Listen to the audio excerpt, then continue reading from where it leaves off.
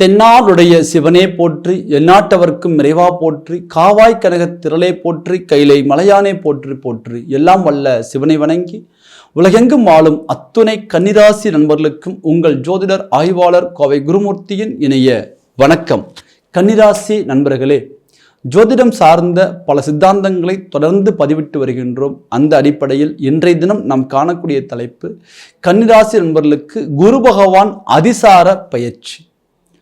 தங்களுடைய ராசிக்கு 4ஆம் பாவகம் என்று சொல்லக்கூடிய சுகஸ்தானத்தையும் 7ஆம் பாவகம் என்று சொல்லக்கூடிய சப்தமஸ்தானத்தையும் இயக்கக்கூடிய குரு பகவான் தங்களுடைய ராசிக்கு 11ஆம் பாவகம் என்று சொல்லக்கூடிய லாபஸ்தானத்தில் உச்சம் பொருந்தி குரு பகவான் அதிசார பயிற்சியாக அமைகிறார். இந்த ஒரு அமைப்பு கன்னிராசி நண்பர்களுக்கு இருக்கக்கூடிய அத்துணை பிரச்சனைகளையும் தீர்க்கக்கூடிய ஒரு அற்புதமான காலகட்டமாக நம்ம கணிக்கிறோம். இந்த நேரத்தில் மிகப்பெரிய ஒரு தோல்வி, ஒரு தடுமாற்றம், ஒரு ஏமாற்றம், ஒரு நம்பிக்கை துரோகம் அப்படிங்கக்கூடிய விஷயத்திலிருந்து நீங்கள் அழகா வெளியில வரக்கூடிய ஒரு அமைப்பாக இருக்கும். இந்த குரு அதிசார பயிற்சி உங்கள் வாழ்க்கையில் எது போல ஒரு மாற்றங்கள் கொடுக்க போகின்றது, நீங்கள் அடுத்து சந்திக்கக்கூடிய ஒரு முன்னேற்றங்கள் என்ன அப்படிங்கிறத இந்த பதிவில் எளிமையாக துல்லியமாக நம்ம பார்க்கலாம். நம்ம சேனலை முதல் முறையாக பார்க்கக்கூடியவங்க நீங்களாக இருந்தால் சப்ஸ்கிரைப் பண்ணிக்கோங்க, பெல் பட்டன் கிளிக் பண்ணி ஆல் ஆப்ஷன் கொடுத்துக்கோங்க. கன்னிராசி நண்பர்களே, எல்லாரும் பணபலத்தை வைத்து வாழ்க்கையில் ஜெயிச்சாங்கன்னா, ஆள் பலத்தை வைத்து வாழ்க்கையில் ஜெயிச்சாங்கன்னா, நீங்கள் உங்களுடைய சுயபலத்தை கொண்டு மட்டும்தான் எல்லா காரியத்தையும் சாதிச்சிருப்பீங்க. அதே போல பாருங்க, இக்கட்டான சூழ்நிலையில இந்த கன்னிராசி நண்பர்களுக்கு யாராவது உதவிக்குன்னு ஒருத்தர் நின்னாங்களான்னு பார்த்தா கண்டிப்பா இருக்காது. அது அண்ணன் தம்பியாக இருந்தாலும் சரி, அக்கா தங்கையாக இருந்தாலும் சரி, சொந்த பந்தங்களாக இருந்தாலும் சரி, ஏன் ஒரு ஆணுக்கு தன்னுடைய மனைவியாக இருந்தாலும் சரி, ஒரு மனைவிக்கு தன்னுடைய கணவனாக இருந்தாலும் சரி, பெற்றோர்களுக்கு ஒரு குழந்தையாக இருந்தாலும் சரி, கன்னி ராசியில் பிறந்துட்டா அவங்களுடைய எதிர்த்தரப்பில் இருக்கக்கூடிய உறவுகள் அனைத்தையும் விட தன் மேல இருக்கக்கூடிய ஒரு நம்பிக்கையை மட்டும்தான் அவங்க பெருசா மதிச்சு இருப்பாங்க. அதே போல இந்த உறவுகள் எல்லாமே தனக்கு உண்மையா இருந்திருப்பாங்களான்னு பார்த்தா கண்டிப்பா கிடையாது. ஆனால் நீங்க அவங்களுக்கு உருகி உருகி ஒரு சில உதவிகளையும், அதே போல உங்களுடைய உண்மையான ஒரு குணத்தையும் அவங்களுக்கு காமிச்சிருப்பீங்க, உண்மையான அன்பு வச்சிருப்பீங்க, உண்மையான பாசம் வச்சிருப்பீங்க. ஆனா அவங்க கிட்ட இருந்து நீங்க அதை எதிர்பார்த்திருக்க முடியுமான்னு பார்த்தீங்கன்னா கண்டிப்பா கிடையாது.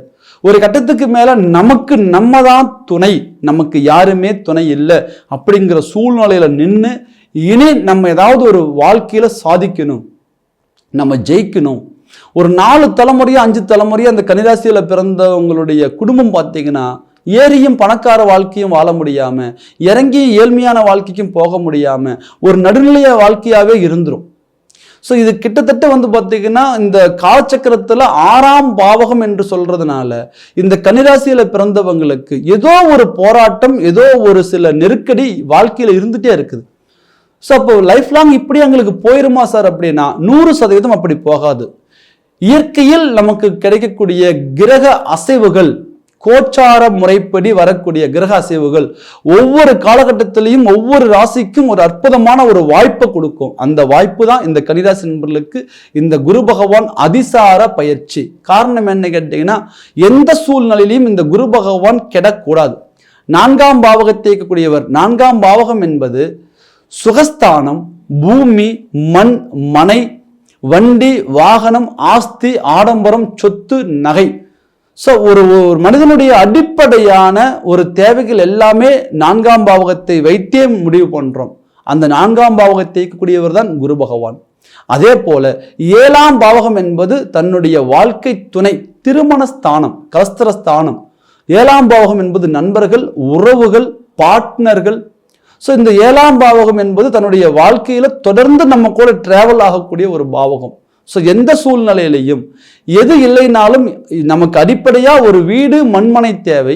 அதே நேரத்தில் நம்ம வாழ்நாள் முழுசு நம்ம கூட டிராவல் ஆகிறதுக்கு ஒரு வாழ்க்கை துணை தேவை. இது ரெண்டையும் உறுதிப்படுத்தக்கூடியது குரு பகவான். இந்த குரு பகவான் பாருங்க, கடந்த காலகட்டங்களில் 9இல் அமர்ந்தார் சுக்கிரனுடைய மனை, 10இல் அமர்ந்தார் தசம குருவாக அமர்ந்தார், கேந்திராதிபத்திய தோஷம்.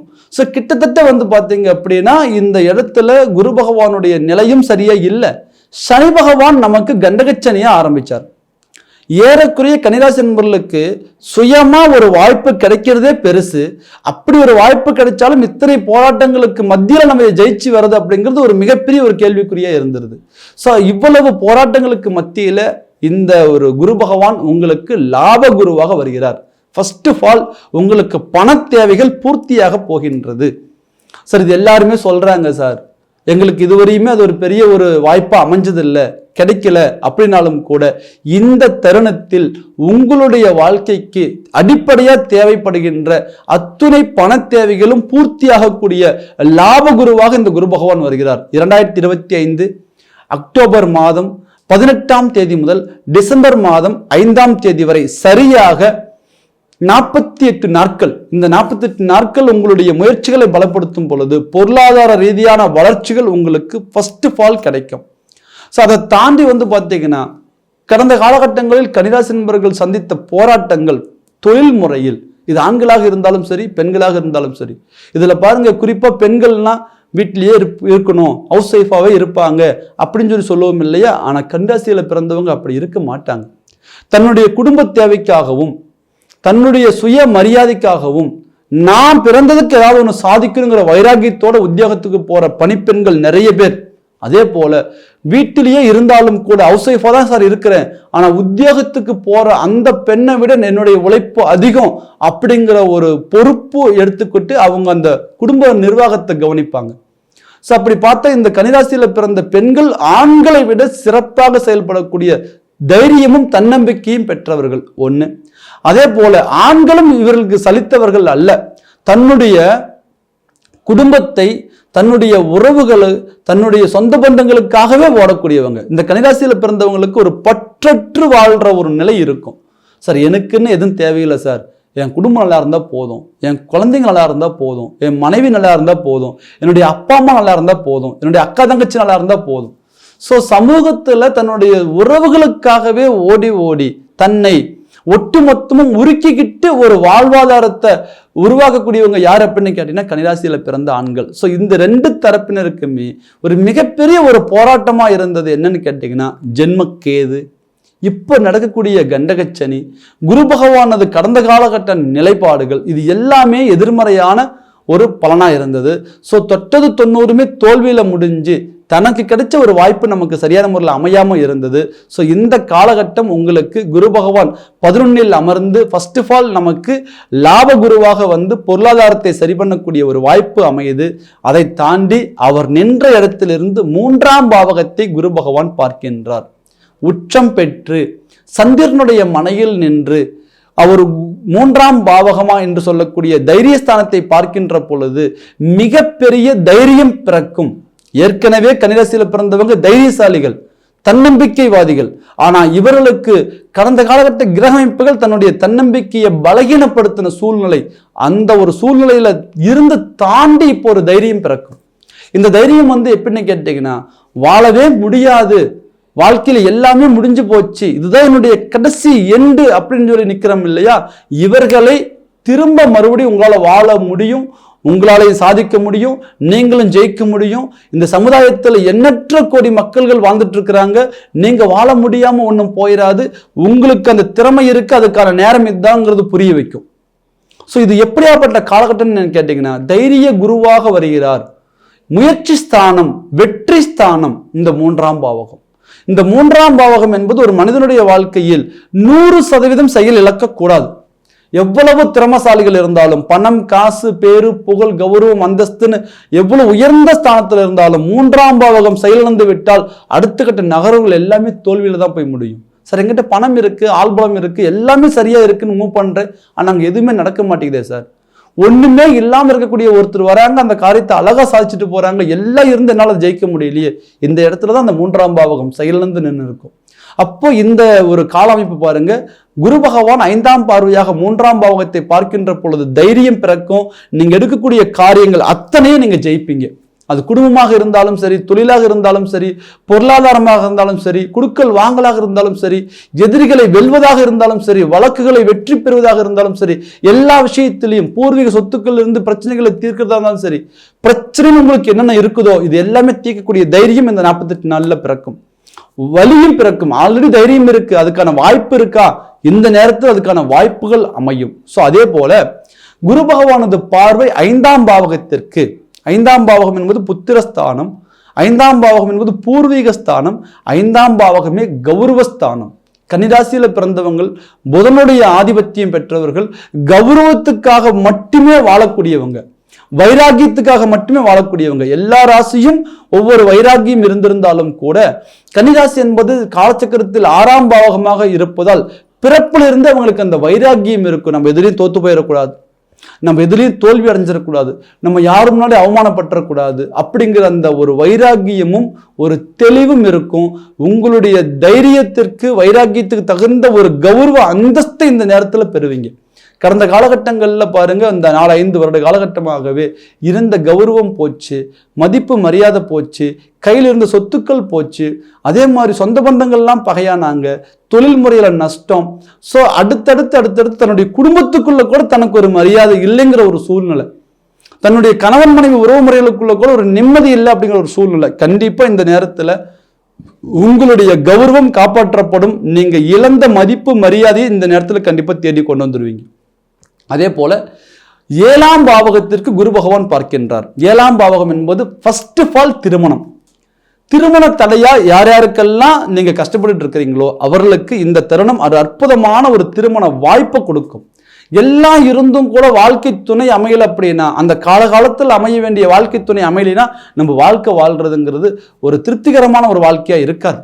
ஸோ பார்க்குறவங்களுக்கு எல்லாம் நல்லது திருமணங்கள்லாம் அமையுது, நமக்கு ஒரு வாய்ப்பு கிடைக்கலையேன்னு இயங்கிட்டு இருக்கிற ஒவ்வொரு கன்னிராசியில் பிறந்த ஆண்கள் பெண்கள் இருபாலருக்குமே திருமண வாய்ப்பு இப்போ கூடி வரும். கண்டிப்பாக உங்களுக்கு இல்வாழ்க்கை துணை அமையும். அதை தாண்டி கணவன் மனைவி பிரச்சனைகள், நிறைய பேருடைய வாழ்க்கை பாருங்க 3 வகையில் பிரச்சனை இருக்குங்க. 1 பணம், 2வது தொழில், 3வது குடும்பம். இந்த 3 இடத்துல ஒரு மனிதன் ஒரு பூர்த்தி அடைஞ்சிட்டாருன்னா மற்ற பிரச்சனைகள் எதுவாக இருந்தாலும் பார்த்துக்கலாம். ஸோ கன்னிராசியில் பிறந்தவங்க எந்த பிரச்சனைக்குமே நீங்க யோசிக்க மாட்டீங்க, அஞ்ச மாட்டீங்க. ஆனா இன்னைக்கு குடும்பத்தை சமாளிக்கிறது ஒரு பெரிய பிரச்சனையா இருக்குது. வெளியில இருந்தால் நிம்மதி, வீட்டுக்குள்ள வந்தா போராட்டம். ஏன்டா ஈவினிங் ஆகுது, எதுக்குடா நம்ம வீட்டுக்கு போறோம் அப்படிங்கிற ஒரு சூழ்நிலை ஆண் பெண் இருபாலருக்குமே இது இருக்கும். ஸோ கிட்டத்தட்ட வந்து பார்த்தீங்கன்னா உங்களை மாதிரி எதிர்பாலினத்தவர் மேலே, அந்த வாழ்க்கை துணைவி மேலே, வாழ்க்கை கணவர் மேலே வந்து பார்த்தீங்கன்னா அன்பு செலுத்துறதுக்கு யாரும் இல்லை. ஆனால் நீங்கள் என்னதான் உண்மையாக அன்புன்னு வச்சாலும் நேசித்தாலும் அந்த இடத்துல நல்ல பேர் இல்லை. அப்போ அந்த இடத்த, அந்த வாழ்க்கையை பார்க்கும் பொழுது, அந்த குடும்பத்தை பார்க்கும் பொழுது, அந்த உறவை பார்க்கும் பொழுது வெறுப்பு விரக்தி, ஏதாவது ஒன்று இந்த வாழ்க்கையை விட்டுட்டு கூட வெளியில் போயிடலாமா. கடந்த காலகட்டங்கள் எல்லாம் டைவர்ஸ்னு போனவங்களாம் நிறைய பேர் இருக்கிறீங்க. ஸோ கொஞ்சம் பொறுமையா புரிதலோடு இந்த இடத்துல செயல்படுங்க. உங்களுடைய வாழ்க்கை சிறப்பான முறையில் ஒரு புரிதலை கொடுத்துரும். இதுதான் நம்மளுடைய வாழ்க்கை, ஸோ இதுதான் நம்ம செய்யணும் அப்படிங்கிற அந்த புரிதலை கொடுத்துரும். ஏன்னு கேட்டீங்கன்னா புதன் புத்திசாலி, 7ஆம் பாவகம் என்பது குரு பகவானுடைய வீடா வரும். அப்போ அது குரு பகவான் அவருக்கும் உங்களுக்கும் ஈக்குவலான ஒரு பொசிஷன் இருக்கிறதுனால இந்த இடத்துல புத்தி, அந்த இடத்துல அறிவு. அப்ப 2 பேருமே வந்து பார்த்தீங்கன்னா எதிர் தரப்புல மோதிர சூழ்நிலை இருக்கும். கருத்து வேறுபாடுகள் நிறையவே வரும். கன்னிராசியில பிறந்தவங்களுக்கு ஒரு மிகப்பெரிய ஒரு சவால் என்னன்னு கேட்டீங்கன்னா, குடும்பத்துல கருத்து வேறுபாடு இல்லாம கொண்டு போறது. நீங்க ஒண்ணு சொல்லுவீங்க, அவர் ஒண்ணு சொல்லுவாரு, 2மே நல்லதாக தான் இருக்கும். ஆனா 2 கருத்து இங்க ஒத்து போகாது, அதனால பிரச்சனை வரும். நல்லது சொல்ல போய் கெட்ட பேர் வாங்கி குடும்பத்திலிருந்து பிரிஞ்சவங்க நிறைய பேர் கன்னிராசியில் இருப்பாங்க. ஸோ அதனால இந்த தருணத்துல கொஞ்சம் பொறுமையை கையாண்டால் தெளிவான ஒரு புரிதல் கொடுக்கும். இந்த குரு பகவானது பார்வை 7ஆம் பாவகம், குடும்பம் ஒற்றுமையாகக்கூடிய ஒரு சூழ்நிலை, குடும்பத்துக்குள்ள ஒரு இணக்கம் வந்துடும், பார்ட்னர் வகையில் இருக்கக்கூடிய பிரச்சனைகள் தீரும். அதே போல இந்த குரு பகவான் 11ஆம் பாவகத்தில் இருப்பதால் தன்னுடைய குடும்பத்தில் உள்ள மூத்தவர்களுக்கு திருமண வாய்ப்புகள் அமையும். இப்ப கன்னிராசியில ஒருத்தர் இருக்கிறீங்க, அண்ணனுக்கு கல்யாணம் ஆகல சார், இல்ல அக்காவுக்கு கல்யாணம் ஆகல, அதனாலதான் என்னுடைய திருமணம் தடயங்கள் ஆயிட்டு இருக்கு அப்படின்னா, இந்த நேரத்துல அவங்களுக்கு திருமணம் ஆகக்கூடிய ஒரு பிராப்தம் உங்க ஜாதகப்படி அவங்களுக்கு கிடைக்குது. ஸோ அதனால வந்து மூத்தவர்களுக்கு திருமண வாய்ப்புகள் இந்த நேரத்துல கிடைக்கும். விரை செலவுகள் மட்டுமே செய்து பழக்கப்பட்ட கன்னிராசி, கிட்டத்தட்ட இந்த 5 வருஷமா தண்ட செலவுகள், விரை செலவுகள் மட்டும்தான் பண்ணிட்டு இருக்கிறோம் அப்படின்னா, இந்த 48 நாளுக்குள்ள ஒரு சுப விரயம் உங்க வீட்டுல நடக்கும். இந்த சுப விரயம் நமக்கு இத்தனை நாள் எதிர்பார்ப்பை பூர்த்தி பண்ணும். சார் இதுக்காக தான் சார் இவ்வளவு நாள் வெயிட் பண்ணோம், இப்போ அந்த நிகழ்வு நடந்திருக்கு, சுப விரயம் நடந்தது சார், ஒரு வீடு வாங்கணும், ஒரு பூமி வாங்கணும், இல்லை குடும்பத்தில் ஒருத்தருக்கு திருமண வாய்ப்பு அமைஞ்சது, ஸோ அடுத்தது ஒரு வண்டி வாகனம் வாங்கணும், ஒரு நகை வாங்கணும், வீட்டுக்கு தேவையான அத்தியாவசிய பொருள் வாங்கணும், இப்படிங்கக்கூடிய ஒரு சுப விரயங்கள் இந்த ஒரு 48 நாளுக்குள்ள நடக்கும். தைரியமா நீங்க அதை சார்ந்து ஒரு முடிவெடுங்க, முயற்சிகள் பண்ணுங்க. ஸோ அதே போல பார்த்தீங்கன்னா வெளிநாடு போகக்கூடிய வாய்ப்புகள் நிறைய நண்பர்களுக்கு இந்த நேரத்தில் உண்டு. 3+7 இந்த 2 பாகமும் இடம் மாற்றத்தை கொடுக்கும். ஸோ அடுத்தது பார்த்தீங்கன்னா நமக்கு தொழில் முயற்சிகளை பலப்படுத்தும்.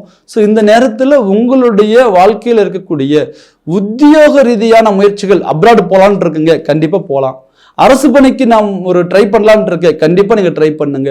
சார் ஜாப் இருக்கு ஆனால் ப்ரமோஷன் இல்லை, இந்த நேரத்தில் கிடைக்கும். ஸோ இருக்கிற ஜாப்பில் மிகப்பெரிய ஒரு மன உளைச்சல் கண்டிப்பாக இந்த நேரத்தில் விலகிரும். ஸோ அடுத்தது பார்த்தீங்கன்னா அப்ராட்ல இருக்கிறோம் ஆனால் வாழ்க்கையில் நிம்மதி இல்லை. இருக்கக்கூடியதுலேயே ரொம்ப பரிதாபம் யாருன்னு கேட்டீங்கன்னா சார், சொந்த பந்தங்களை விட்டுட்டு, ஜாதி ஜனங்களை விட்டுட்டு, பிறந்த பூமியை விட்டுட்டு, ஏதோ ஒன்று நம்ம குடும்பத்தில் நம்ம பிறந்ததுக்காக ஒன்று சாதிக்கிறோம், நம்மளால நம்ம குடும்பம் முன்னுக்கு வரும்னு சொல்லிட்டு கடல் கடந்து போய் கஷ்டப்படுறாங்க இல்லையா, அவங்களுடைய நிலைமை கடந்த 5 வருஷ காலகட்டமாகவே போராட்டம். எல்லாம் இருந்தும் கூட நிம்மதி இல்லை. பணம் இருக்கு, காசு இருக்கு, தொழில் இருக்கு, ஆனா எதுவுமே தன்னுடைய தகுதிக்கு தகுந்த மாதிரி இல்லைங்கிற ஒரு ஏக்கம் அவங்களுக்கு இருக்கும். அதனால வெளிநாட்டில் இருக்கக்கூடியவங்களுக்கும் இந்த 11 வரக்கூடிய லாப குரு நல்ல வளர்ச்சியை கொடுப்பார். உங்க மனசுக்குள்ள இருக்கக்கூடிய அந்த ஏக்கத்தை தீர்த்து வைக்கக்கூடிய ஒரு வாய்ப்புகள் உண்டு. ஆக கன்னிராசி நண்பர்களே, உங்க வாழ்க்கையில இந்த தருணம்ங்கிறது ஒரு மிகப்பெரிய ஒரு அரிய பொக்கிஷமா நான் பார்க்கிறேன். கண்டிப்பா இந்த ஒரு 48 நாள் உங்களுக்கு ஒரு மிகப்பெரிய ஒரு மாற்றத்தை கொடுக்கும். உங்களுடைய முயற்சிகளை பலப்படுத்துங்க. ஸோ இந்த நேரத்தில் நீங்க பார்த்துக்க வேண்டியது உங்களுடைய சுய ஜாதகம் சாதகமாக இருக்கின்றதா, உங்க ஜாதக ரீதியா இப்ப திசா புத்திகள் பாதகம் இல்லாம நடந்துட்டு இருக்கா, 6, 8, 12 பிளஸ் பாதகம் மாரகம் இப்படி இருக்கக்கூடிய திசா புத்திகள்லாம் சம்பந்தப்படாம இருந்துட்டால் மிகப்பெரிய வளர்ச்சி. இப்போ உங்க ராசிப்படி 11 உச்சம் பெறக்கூடிய ஒரு கிரகம் குரு பகவான் உங்க சுய ஜாதகத்தில் அவர் எந்த இடத்துல இருக்கார், லக்னத்திற்கு என்ன பாவகத்தில் இருக்கார், இது எல்லாம் நமக்கு ஒரு அருமையான முறையில் சப்போர்ட் ஆயிருச்சுன்னா மிகப்பெரிய ஒரு மாற்றம், வாழ்வியல்ல ஒரு முன்னேற்றம்ங்கிறது இந்த 48 நாள்ல ஏதாவது ஒரு வாய்ப்பு அமையும். அந்த வாய்ப்பு உங்களுக்கு லைஃப் லாங் கண்டினியூ ஆகும். ஸோ அதனால உங்களுடைய சுய ஜாதகத்தை இந்த நேரத்தில் சீர்தூக்கி பார்த்து ஒரு முடிவு பண்ணுங்க. துல்லியமா உங்க ஜாதகத்தை பார்த்து தெரிஞ்சுக்கணும்னு நினைக்கக்கூடியவங்க ஸ்கிரீன்ல தெரிகிற நம்பருக்கு கால் பண்ணுங்க, உங்களுடைய அப்பாயின்மெண்ட் பதிவு பண்ணுங்க, உங்களுடைய ஜாதகத்தை வாட்ஸ்அப் பண்ணுங்க. உங்களுக்கான பலனை எளிமையா துல்லியமா தெரிஞ்சு நீங்க அடுத்த ஒரு இலக்கு நோக்கி பயணம் பண்ணுங்க. வாழ்க்கையில நிச்சயம் நீங்க சாதிப்பீங்க. மீண்டும் அடுத்த ஒரு தலைப்பில் உங்களை சந்திக்கும் வரை உங்களிடமிருந்து விடைபெறுவது உங்கள் ஜோதிடர் ஆய்வாளர் கோவை குருமூர்த்தி. நன்றி, வணக்கம்.